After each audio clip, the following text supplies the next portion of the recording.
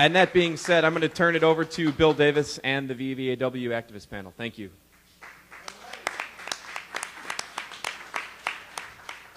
Thank you very much for coming here today. Please bear with me. I've been a little bit ill recently, but I have everything I need to keep my voice working here, at least for the duration of this panel. In 1967, 6 Vietnam vets stepped into the street in New York City behind a banner that read, "Vietnam Veterans Against the War," creating, 30 years ago, a history and a legacy. I'm sorry. I have been a little ill. 40 years ago, creating a legacy and a history of a veterans organization that has never been equaled. What followed, as tens became hundreds and hundreds became thousands, and VVAW became the first major organization of veterans ever to return from a war that was still in progress and lead the fight against that war. What followed was an incredible series of actions and activities. First, Operation Raw, as veterans marched through New Jersey to eventually to Valley Forge and shattered their M16s that they'd carried, carrying out from town to town throughout Pennsylvania and New Jersey, a guerrilla warfare, guerrilla theater that became a prominent portion of the sort of actions that VVAW became famous for. And Operation Raw spawned 1,000 Operation Raws as people marched all over the country in July 4th parades, places we were banned from, down city streets. It became an earmark of the type of work that we would begin. The Winter Soldier investigation that followed broke open the atrocities and the level of genocide that was being carried out in the name of the American people in Vietnam. And it was so effective that it's still being attacked to this very day by the people who it diminished.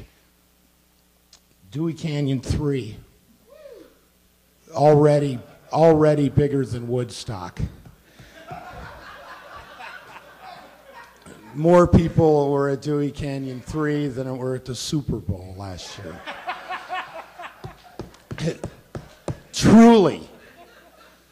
Truly an incredible action. The returning of the medals being thrown back onto the steps of the Capitol building, and the film and the clips and the pictures from that are still standard stock when anyone talks about veterans and anti-war movements in the Vietnam War. And I run into people who were grade school age at that time.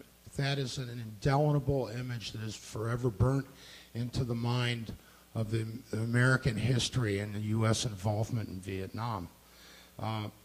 Dewey Canyon 3 spawned other Dewey Canyons. Dewey Canyon 4 in 1975,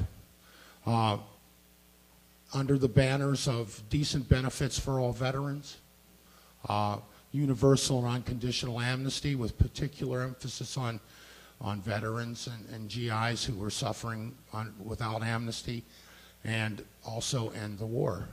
That was 1974, excuse me.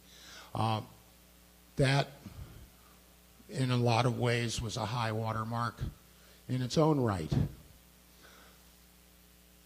When VVAW marched out of the park on the second day of that demonstration, the Metro Police of Washington, D.C.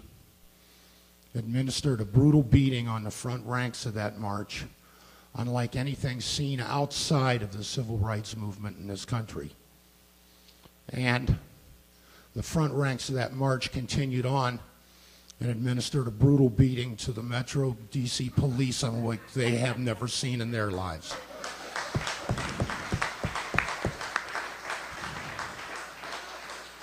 We're an organization for peace and justice, who were not necessarily pacifists.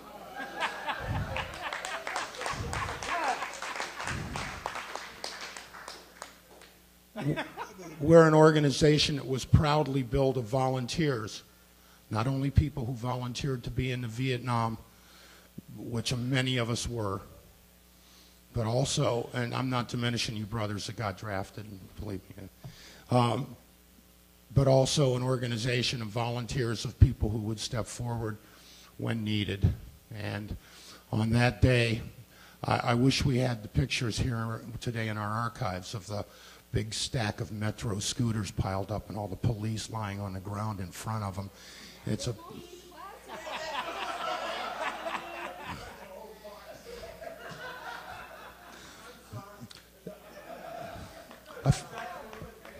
interesting. That's okay. Let it rip. A few years later, we returned for Dewey Canyon 5, with the emphasis being our rights to march, and finally allowed as an organization into the gates of Arlington Cemetery, where we saw many of people we knew, their names on the headstones, from members of VVAW to Medgar Evers. Just an incredible moment, an emotional moment.